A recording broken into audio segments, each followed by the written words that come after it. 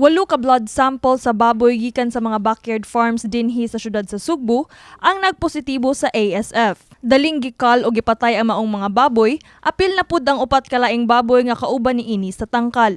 Mao kini ang gikumpirmar sa Department of Veterinary Medicine and Fisheries o DVMF. Apan wala gibutyag sa kadagkuan sa DVMF kung asa nga barangay sa syudad ang dunay nagpositibo nga kaso, igo lamang nila nga gikumpirmar nga ang maong mga baboy nagikan sa habagatang bahin sa probinsya sa Cebu. Sumala ni Dr. Jessica Maribuhok, pangu sa DVMF, na contain na ang kaso sa ASF sa Dakbayan, duha ka adlaw human nga mibuto ang balita nga natapda na ang syudad sa virus.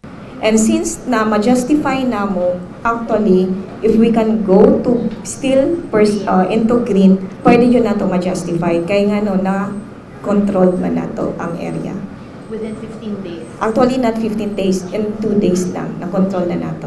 Ang Secretary to the Mayor, Attorney 𝗠𝘆𝗧𝗩𝗏, mipadayag nga dili angay mahadlok ang katawhan sa syudad mahitungod niini, sanglit mas matawag nga consumer ang Cebu City kaysa producer sa hog supply chain.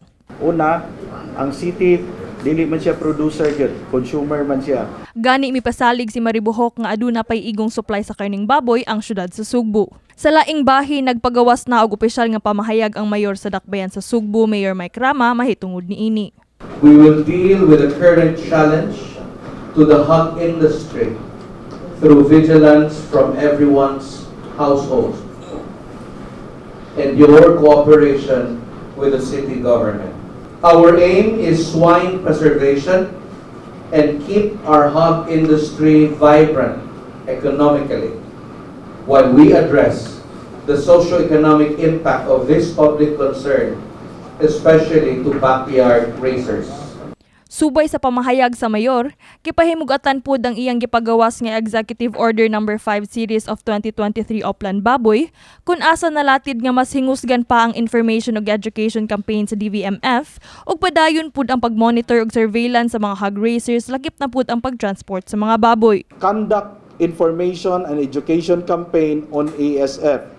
A massive information and education campaign relative to the nature and effects of this hog challenge shall be conducted within the territorial jurisdiction of the City of Cebu.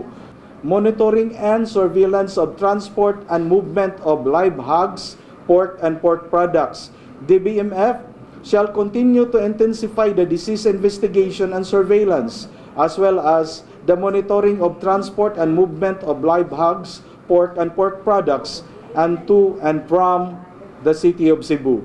Wala misaad ang mga kagamhanan sa syudad sa Cebu ug pinansyal nga tabang alang sa mga nakal nga mga baboy, apan ilang giawhag ang mga nagbuhig baboy nga ikonsiderar ang alternative livestock production nga gihisgutan sab sa Oplan Baboy. Dili kita mo encourage nga rin nga kana magstorya diretso gani nga bayran o unsa, but we will find all possible means to aid and to help.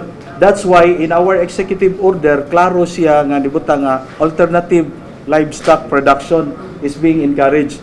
Ngano din magbuhi lang sa kag manok, magbuhi lang sa kag rabbit. Sa habig sa Kapitolyo, gipirmahan sa gobernador sa probinsya sa Cebu, 𝗠𝗆𝗏𝗏 kagahapon ang executive order nga naglibka sa tanang border o control point sa probinsya. Pasabot niini, walay limitasyon kalabot sa movement sa mga baboy ug pork-related products sa probinsya sa Cebu, basta siguraduhon nga adunay mga dokumento nga nagpamatuod nga luwas sa sakit ang maong mga baboy o produkto. Apan sa bahin sa Dakbayan sa Cebu, padayon ang pag-implementar sa DVMF sa hugot nga control checkpoint sa nagkalain-laing borders sa syudad. Actually, border control is not yet lifted.